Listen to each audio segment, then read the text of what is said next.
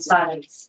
Remember those who died in the Grenfell tragedy. And before we start, please could everyone, including me, off phone. One.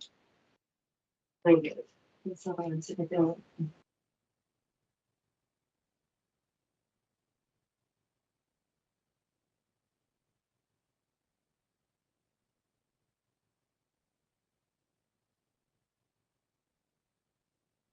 Thank you.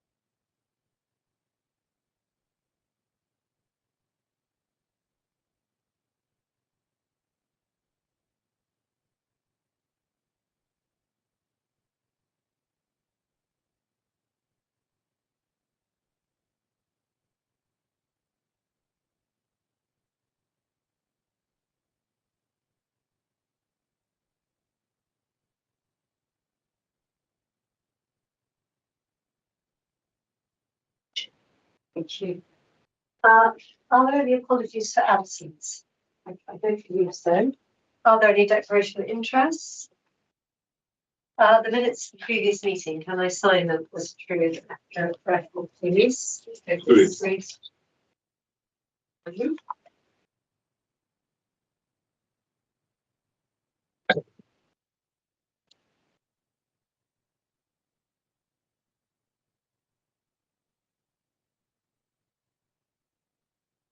Okay. We have 3 papers in front of us, and each one of them has an exempt appendix. There's something that you need to consider in private. So what I suggest we do is we go into private session to begin with, go through all the appendices, and then come back into public session, because I think you need to read the appendices before we make the decisions. So if we could please go next door, and officers for the first item on the agenda, which is the settlement of civil claims. Please give Laverne, Mike, Mary, David, and Maxine come next door.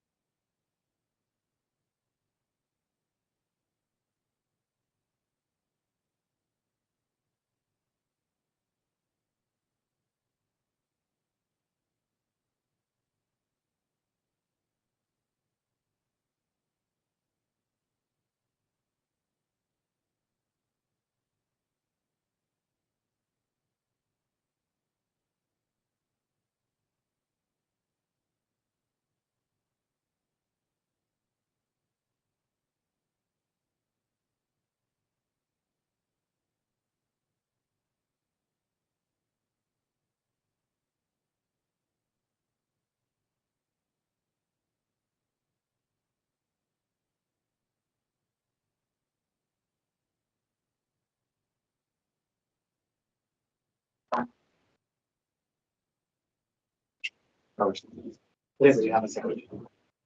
Sorry. Are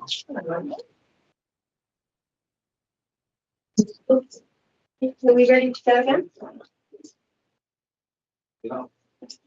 Is the polling switched on? Is it straight? So please can we look at agenda item 4. And just to say, it's a quick summary, this key decision report really sets out how the civil claims relating to the Grenfell tragedy brought by a group of police officers can be settled. And it follows the same alternative dispute resolution process, which aims to resolve claims without the need for court proceedings. And you will recall that we've discussed other settlements like this. And in fact, have come to an agreement to settle more than 1,100 claims. We've discussed the confidential financial and legal information, which was in the exempt appendix. And really we're being asked to agree to this to the claims being settled by the alternative dispute resolution. Anything anyone wants to ask David or David? You add? No? I'd like to add just 2 things. I think as a committee we should appreciate sensitivities in the community regarding the role of police officers. It's not easy for people in the community. And secondly, I'd just like to clarify one more time that when in this report we talk about defendants, we are not in any way trying to defend any decisions that led to the tragedy. I just think we should be very clear on that. So on that basis, are we happy to accept the recommendations in paragraph 2 that we do enter into this global settlement agreement, which will provide full and final settlement of those claims in the current alternative dispute resolution process, and that we approve the council entering into an apportioned agreement that we have just seen in the exempt appendix, and that we delegate authority to the chief exec, following consultation with me and following advice from a monitoring officer, to agree and to sign off the detailed terms of the settlement agreement and the apportionment agreement between defendants in this alternative dispute resolution process. Are you happy to agree on that? Agreed. Thank you very much. Could we then please turn to the next item on the agenda? And actually, before we do so, I'd just like to say a really big thank you to David, because he's worked so hard on this over several years. So thank you very much. Okay, so the next item on the agenda is the arrangement with the RBKC pension funds to help alleviate the temporary accommodation crisis. So I'm going to ask Emma Will, who's been absolutely instrumental in this, to introduce it.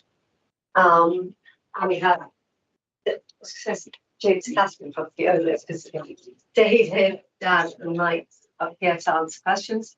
What we'll do is I will take questions from the committee first, then from the chair of the OSC, and then I believe we've got Jackie Neal, who's the branch secretary of the GMB union, who also has some questions that she wants to have answered and post the committee. So I'll do it in that order, if that's okay. Welcome, I should have said. Okay, Emma, over to you. Set the scene. Thank you. Thank you, and thank you to Councillor Marshall and colleagues and officers here who've all worked on this. We've had quite a long discussion at Part B, so I'm going to try and distill something which in some ways quite complicated. So it's quite a simple explanation. And I think for me the question is, why are we doing this? And the reason why we're doing this is because in common with Lockheed boroughs in London, we have a very significant problem with temporary accommodation, and it's a problem financially. We went from, I think it cost us an extra 7 million this last year, and we expect that to go up again. But more importantly, from a human point of view, it is a terrible problem because there is a chronic shortage of decent quality properties, and Sof can speak to this much more than I can in London. And most of these people are families, and we want to be able to provide them with decent places to live. And this arrangement that we are going to do with Petra Fund will allow us to do that. It is innovative, and I think sometimes innovative is scary. We think it is great, but we think it's innovative. But actually, we're pretty confident others will follow. We know there's a lot of interest because this problem is not unique to us. There is, I mean, and I think it's probably important to stress is that Paper Tonight is us agreeing to our half of our side of this arrangement. The pension fund are very much acting independently. They have proper legal advice. They are very aware of their own fiduciary duties, and this absolutely meets those fiduciary duties and will provide them with an appropriate income. You know, I'm aware that there are other interests in the room, and I do want to reassure people about that. The paper sets out that each party will have their own vehicle for legal reasons, no other reason. They'll have an SPV, we will have an SPV. And I think probably the key sentence to draw everyone's attention to is 4.25. What makes this unique is that we could not buy this amount of property. We don't have the reserves, and we would have to pay a level of income that's just, you know, would be difficult. The arrangement, as it says, the rate of council repayments to the pension fund will be a discount compared to the amount the council would need to pay if the council acquired the properties at market value while the public works going forward. And I think that's probably the key sentence.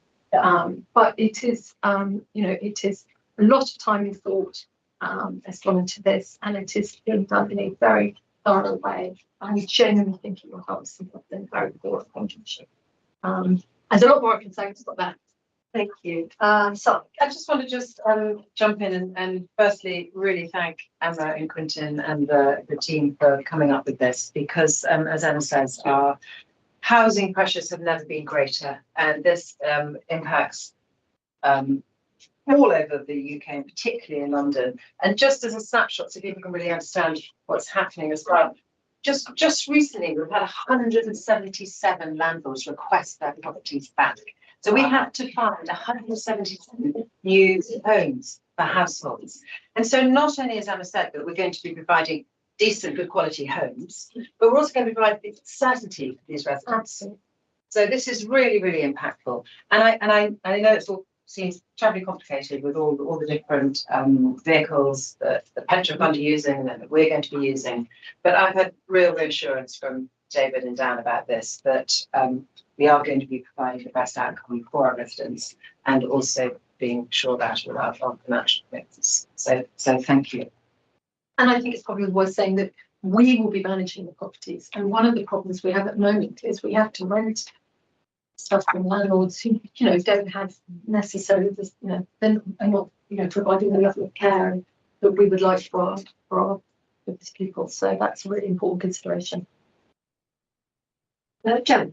Thank you. All really good points. And I think it's sort of been explained, but most pension funds they hold their assets in different classes. Some are bonds, gilts, equities, etc.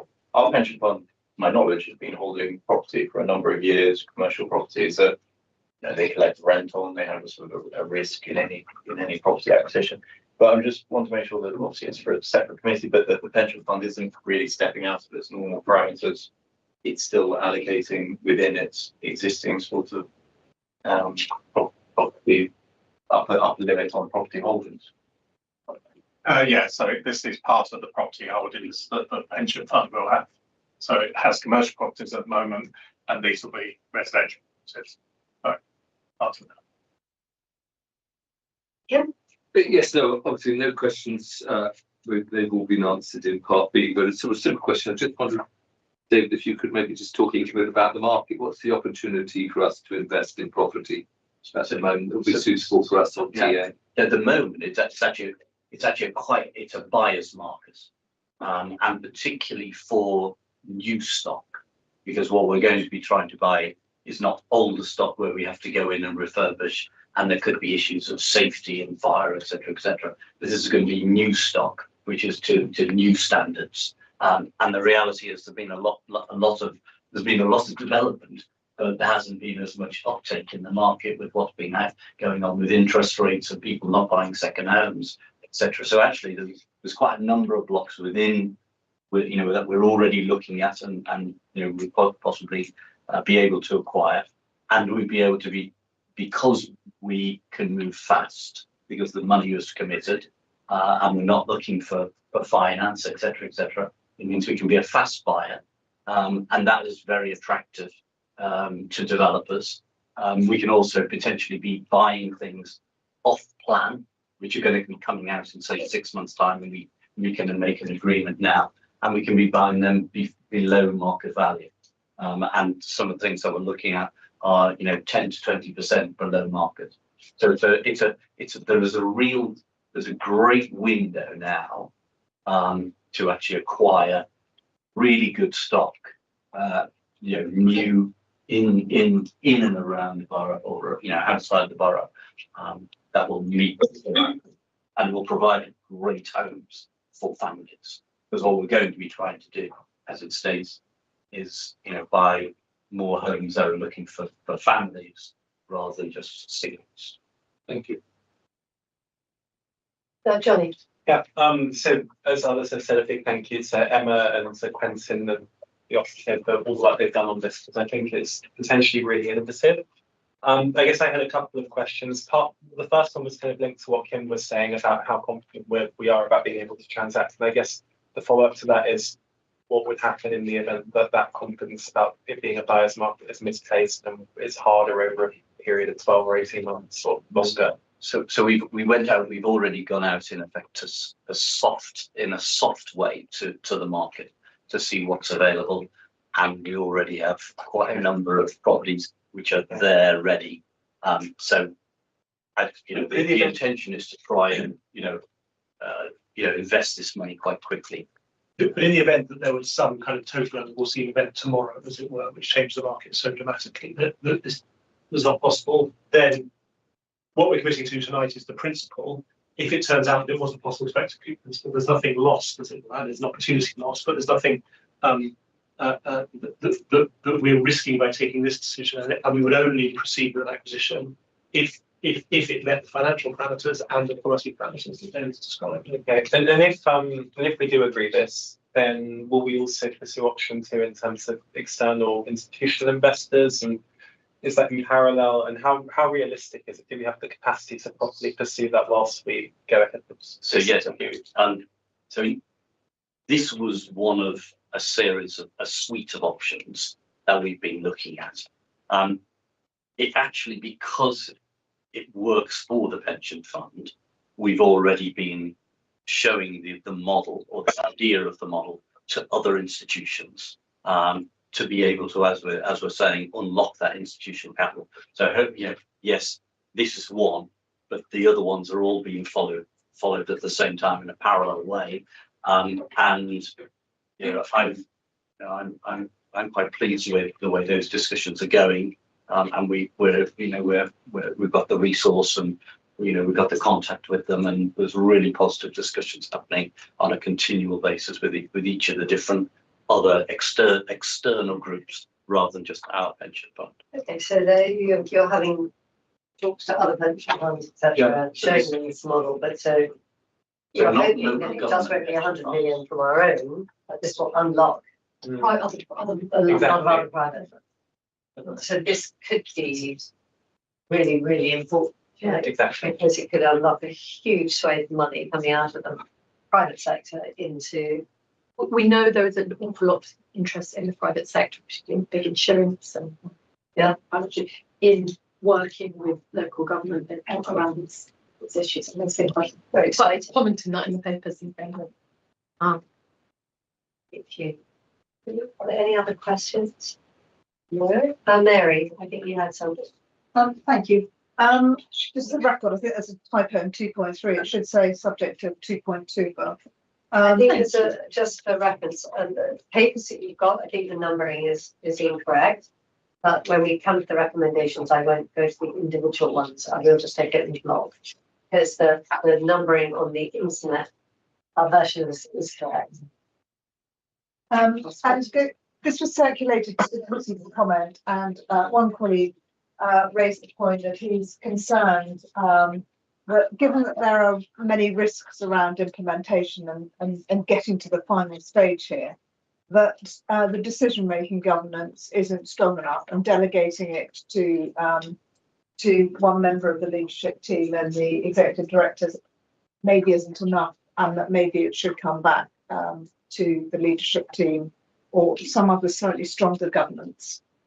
So much you want to. So I think that's a reasonable question. I think so. The reason why we want to delegate is more about, David says, we want to act quickly in terms of purchasing property. So that is to allow us to do that. It is not in any way to make sure that every I and T is not properly dotted and looked at. And it is certainly my intention and Dan's to, as the final details emerge, to bring it back to OS. If you go to OSC, it will come back here for discussion. So we're just trying to get that balance right of not because of certain councils like attentive things take a lot of time, not processing, accessing these properties, but nonetheless, I'm very happy to ensure that it comes back here for discussion. Thank you. That was my question. Or any other place, that things see. Yeah, and I think it's fair to say that if you were concerned, you would ask the leadership, you would bring it back to the leadership team for to see. Absolutely. But until that happens, I think they're quite happy to have Dan and really looking at it. Yeah, and we are making sure that we have all proper legal and financial advice, and that's all going to be gone through with a this has got to be done rightly. Thank you. And your second question, Mary? No, that was it. That was okay. Fine. Jackie, do you want to drag your chair up and come to the table and ask your questions, or do you want me to read them out? Which would you prefer? You can read them out. Yeah, is that what you? One thing I missed off there was about the special purpose vehicle. So it's going to look after the properties. Can someone mention what that is and who's going to do that and who's going to keep an eye on that company? Or is that going to be Dan and David? Well, if we start with that question. Yeah, I think there's almost a sentence too, because there's the pension fund will have an SPV, and we will have ours. So I guess you could probably take that question between you. Yeah, and I think and the Vernon has input on this too, but the basic principle is that each of them will be wholly owned by the council, albeit governed under those two different governance mechanisms, one for the investor committee, one for the leadership team. And so it will be for the council on either side to determine, as it were, how those companies are constituted and to nominate all members of the board. And I think our starting presumption is that it would be council officers who would be the board members. Those companies, which is the kind of principle we've established already, and then council already has a mechanism through its shares of the committee to govern certainly the kind of council side. This would be a different arrangement, the investment committee side or the council side, to govern the kind of shareholder interest. The council would be the sole shareholder to govern the shareholder interest. So it would be held tightly. It wouldn't have any employees. It would just be as council will said, a kind of legal arrangement in order to enable us to hold and let these homes in compliance with the fairly detailed housing legislation, which means that we can't hold them directly in the council. Okay. Have we got the company ready to go to look after the properties? The short answer is we have not at this very long time. It's very much work in progress, and it obviously needs to be. It will happen. Okay. Mike, maybe you can answer this question. How are the monies being paid back into the scheme? What interest will be paid by who? So the amount that's going to be paid is akin to the return on a government bond, which is known as a gilt. Pension fund already has some gilts, and it also has other properties, and rates are paid on those. Income is paid on those, and that provides an income flow to the fund, which the fund needs. It needs a cash flow to pay the pensions. Obviously, a lot of the investments that the fund has, particularly in equities, you mainly get capital growth, but you also need income. So it's quite important to get income like this, and that we get on our other properties and on gilts to pay that income, to pay pensions. And that is one of the reasons it's a good thing for the pension fund, because they get this fixed income stream. Yeah. They know, they're not dependent on whether equity markets go up or down. They'll get this money, money regularly, and they can help pay the pensions with it. And the pension funds need a fixed income stream to meet their liabilities. Why we moved into property in the first place, why the pension fund moved into property. To give that's secure stream of income. And who's auditing and monitoring these monies and the LGPS scheme? So that'll be the same as any other income investments that the fund has. I mean, there's some external advisors. Mercer's are an external advisor. CBRE do look after the properties that the pension fund has. We have our own in-house Triborough pension team. The investment committee themselves with their, which also has independent members as well as councillors, and internal and external audit. So we're exactly the same arrangements as exist at the moment. And have we found properties that we can use for people to move into? And if so, where are they? And if we haven't, where are we looking, and when will we get them? Because speed is of the essence. Yeah, I mean, so we haven't got a specific property. There's a few opportunities, as I mentioned. They're in the London boroughs, so they're within that 45-minute drive that we have. And but we're hoping that once this decision is made, and once the pension fund has made its decision on this as well, which is in July, then you will be able to fully go to the market and say, we have the money, and this is demand backed by money. Because the last thing you want to do is go out to the market and say, we want to buy these things, and then it turns out you don't have any money. So we're going to wait until that point to really firm up any real demand. At this moment, we can see opportunities, but we're not running at them To yet. make the decision. Okay, and this is a very good question. Why are we using the pension fund? Why don't we just use council reserves? Because we don't have enough reserves, and we have to keep it. We don't have that money, and it would also cost us too much, because the public loan board rate is. So we don't have enough money in our reserves, but if we went to borrow, then the rate would be too high. We couldn't afford it. And finally, the last question was, not paying into the scheme, to the pension scheme, was a one-off, we were told. Has the scheme been used in this way before? And do you believe it will be used in this way again? Mike, perhaps you could answer that. Yeah, I mean, I think they're different things.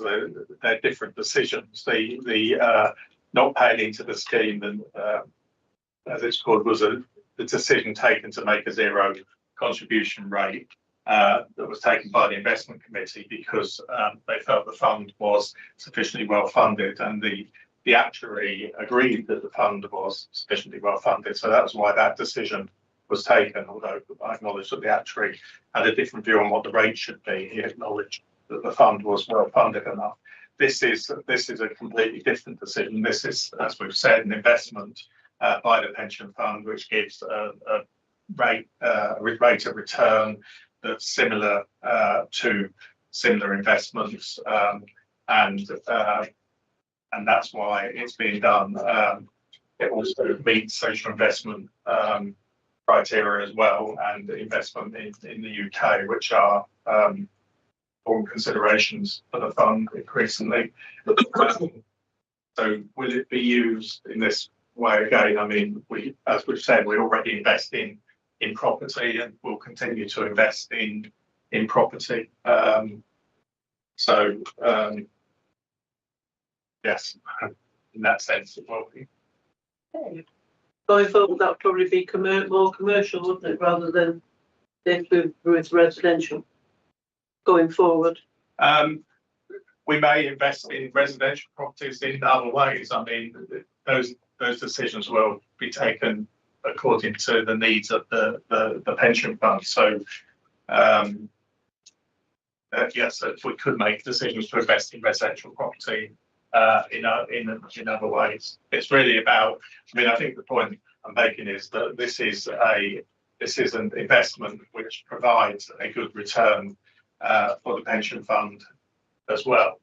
So it's being done for those reasons. Thank you. Anything else? No, it'd just be interesting to have updates just to see how much is going back into the pension scheme, how often it's going back into the pension scheme, because my members are worried that not enough money is going to go back into the pension scheme, and it's going to take a lot of time to put the 100 million back, or whatever the profit is going to be on top of that. So they're worried about how long it's going to take. Fair enough, and I think that's the chair of the investment committee probably needs to write to you to reassure you on that basis. Yeah, I think there are questions for the investment committee. I mean, I think it's also important to say that the 100 million doesn't have to be put back. We will own the properties which are assets that are worth the 100 million pounds. All the investments of the pension fund are held in terms of well, a very small amount of it is held in terms of cash. The rest is all held in terms of equities or asset or physical assets, properties. And this is no different. We will hold an asset worth whatever this investment ends up being.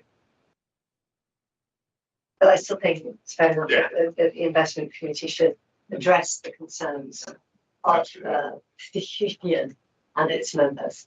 Just by writing to answer their questions or give them reassurance. I think it's a fair question to ask.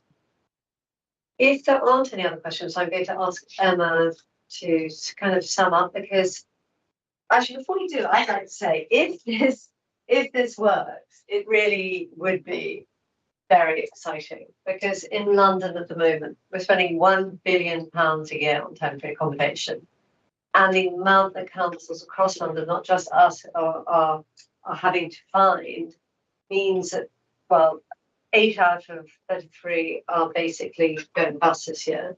And by next year, if it carries on like that, I think we'll probably see half to 2/3 of London boroughs who simply won't be able to balance their books.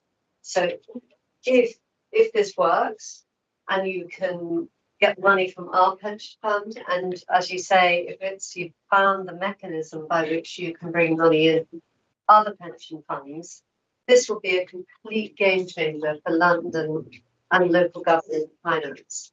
And setting the finance aside, I think if this works, I think we should be very proud, because we'll have families who are moving now 5 to 6 times once every other year, who will be in secure and safe decent accommodation, and everyone wants that. So I really commend you, Councillor Will, and David and Dan and Mike for doing this. And I really hope that we can agree this tonight, because it really is the Holy Grail if we can achieve it. So many thanks. So on that basis, Ellen, do you want to add anything? No, I think yeah, we'll and just thank you. Yeah, once again, really thanks to all those involved. Okay, so on that basis, can we put the recommendations in paragraph 2? Agreed. Thank you. And our final item on our agenda this evening, another innovative product, which is the Notting Vale Heat Network. And it's an update of budget reapplication, and we've discussed some more sensitive information, financial information already in Canvas. Yeah, so I guess I would just start by saying thank you to Dan and James, because a lot of work has gone into the Heat Network, and like you say, it's a very innovative project that potentially could make a big difference to people in the estate. I think in terms of the paper today, we're looking at primarily at the delivery model, and on balance, I think it seems like a reasonable approach for us to make the company dormant. That safeguards the option of reactivating it if that's needed, but obviously one of the main reasons that we established it in the first place was to take receipt of grant. And now that need has past. This seems like a sensible way forward. It may also mean some operational costs are reduced in terms of bills that then get passed on to people once the network is actually live. And one of the things that I know we're all really anxious about as a team of making sure that people's bills are as low as possible whilst providing this, much better heating system for the people that live down.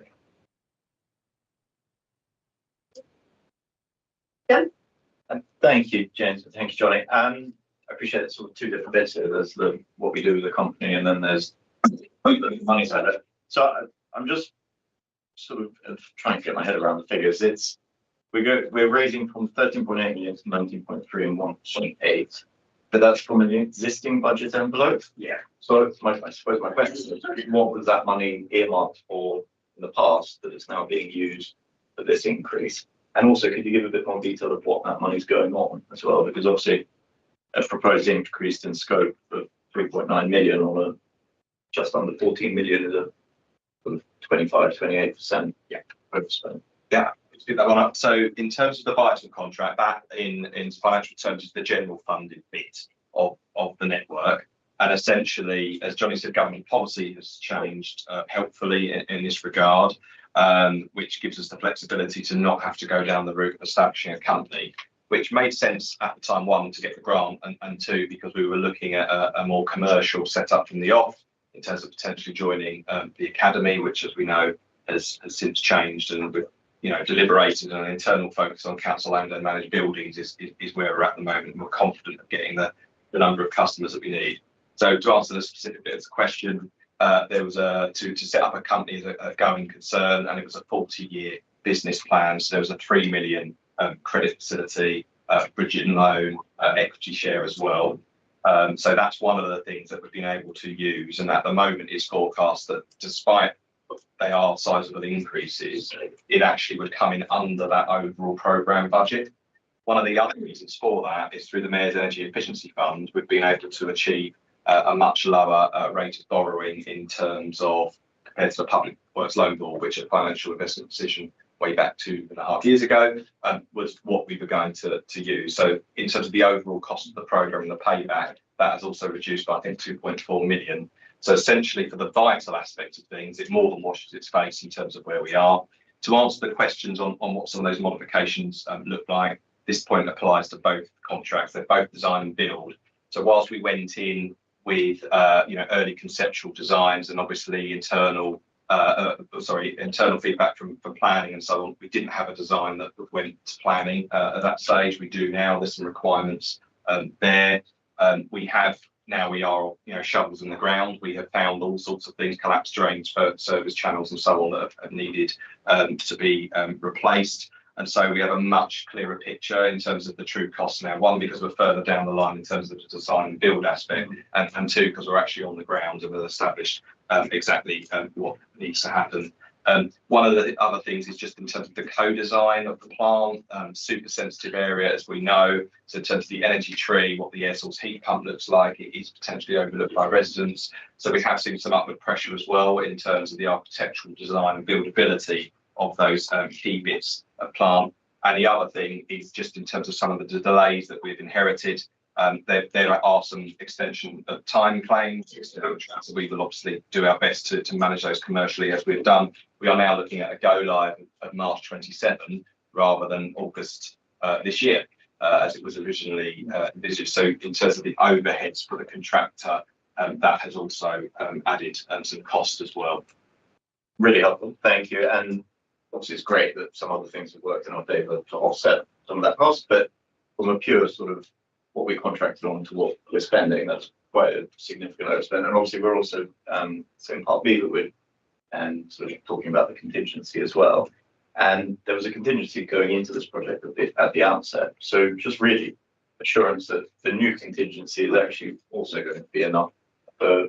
I mean, you're obviously further through the project now, so there's fewer unknowns. It's sort of quite a big overspend on the original budget. Yeah, I mean, we're getting more. There's more in scope now than there was. I suppose is the point I'm trying to make. So it's not one of those situations where we've gone, well, assuming that length of pipe is X, it's now much more than that. And there's some other issues that we've discussed as well around, given the sensitivity of the site, making sure that we are using non-combustible materials wherever possible. I think the nature of the design and build has got many merits, but one of the things it does do is it puts a lot of risk on the side of the client in our case, because the contractor is ultimately the one who has to sort of agree that they're happy to design and build those elements. But to answer the point, I mean, and I suppose I would say this, but I'm far more confident now that we know what the true costs are going to be, and that they will come in with his budget, than I was at financial investment decision, because we do have those known damages. We see construction projects up and down, certainly this country, that are much higher over budget, as you put it, than No one come in under budget. we've got one or two. Only one or two, though. Thank you. I'd just like to just highlight one or two things. One, that it was very good that you were featured by the government as an exemplar case, as a case study for resident co-design and the community involvement. And I think running through this paper, that's what really comes out to me, is how much resident input that you've got. I mean, 86% of residents are in favour of it. That's massive. And you've, 498, 62% of all households participated in the co-design. So, you're not delivering anything that people don't want. Yes. And for the whole thing, all the conversation I've had with the government about the, giving us enough money to have a 21st century estate, and the gap in that, this shows that where we've had the money, where we've invested, we have done what we said we'd do. We're just waiting for them to do what they said they would do. Well, one of the things that I was worried about in winding up the company was, because we have really active resident involvement in the board of the company, and I didn't want to lose that kind of resident voice and role in the programme. So we're making sure that we're keeping that board going as a kind of advisory group, but to keep the resident voice involved, but also the outside experts with kind of technical background in this stuff, so that we still get that kind of perspective. So you save money by purchasing the company, but you don't lose the expertise nor the advice nor the involvement of the local community. And I would probably also argue that by it being managed from directly within the council, there's more direct accountability for residents through the democratic line as well. And I have to say, when I was last at Wentworth, seeing all the leaflets and I think seeing the pipes go in, and it's very exciting. Are there any other questions? Mary, have you got any questions on this one? I haven't. No? So can we please read the recommendations in paragraph 2? Thank you. Was there any other business this evening? If not, thank you very much for coming. I'm going to see yourself first. You finish the hill? Yeah, I know. We'll wait, see you.